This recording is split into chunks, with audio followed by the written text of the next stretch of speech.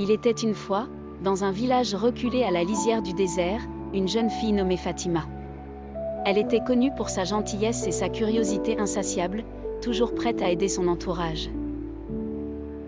Un soir, alors que le soleil se couchait magnifiquement derrière les dunes dorées, un vieux sage arriva au village et raconta une mystérieuse légende. Selon lui, au fin fond du désert, se trouvait un dragon qui veillait sur un trésor inestimable. Mais personne n'avait jamais osé s'en approcher. Fatima, fascinée par ce récit, décida de partir à l'aventure. Elle prépara son sac, y mettant du pain, de l'eau et surtout son amulette porte-bonheur.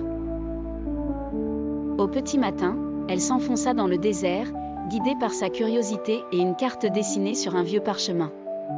Les dunes s'étendaient à perte de vue, et le soleil brûlait impitoyablement, mais Fatima avançait avec détermination. Après plusieurs jours de marche, elle aperçut enfin la caverne du dragon. Un frisson d'excitation et de peur lui traversa l'échine. Elle s'approcha prudemment de l'entrée et découvrit le dragon, majestueux et endormi. Le trésor scintillait à ses pieds, mais Fatima n'était pas venue pour ça. Sa véritable quête était de comprendre pourquoi une créature si puissante vivait ici, isolée.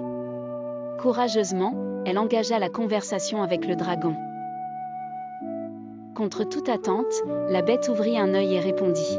« Je protège ce trésor depuis des siècles, mais ma véritable richesse est la sagesse que j'ai accumulée, » dit-il. Au fil des heures, ils échangèrent histoire et connaissances. Fatima découvrit que le dragon veillait sur ce lieu pour empêcher les hommes de s'égarer dans la quête effrénée de l'or. En guise de gratitude pour son écoute et sa gentillesse, le dragon offrit à Fatima un cristal lumineux. Symbole de leur nouvelle amitié et preuve de sa rencontre extraordinaire. Fatima retourna au village, changée à jamais par cette aventure. Elle raconta son voyage et ce qu'elle avait appris à tous ceux qui l'écoutaient,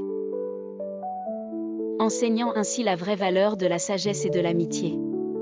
Fatima continua d'explorer le monde avec la même curiosité, mais désormais, elle savait que les plus grands trésors ne se mesurent pas en or ou en pierres précieuses, mais en expériences vécues et en liens tissés avec ceux que l'on rencontre en chemin. Et le dragon, toujours perché dans sa caverne, gardait non seulement un trésor, mais aussi un nouvel ami au-delà du désert.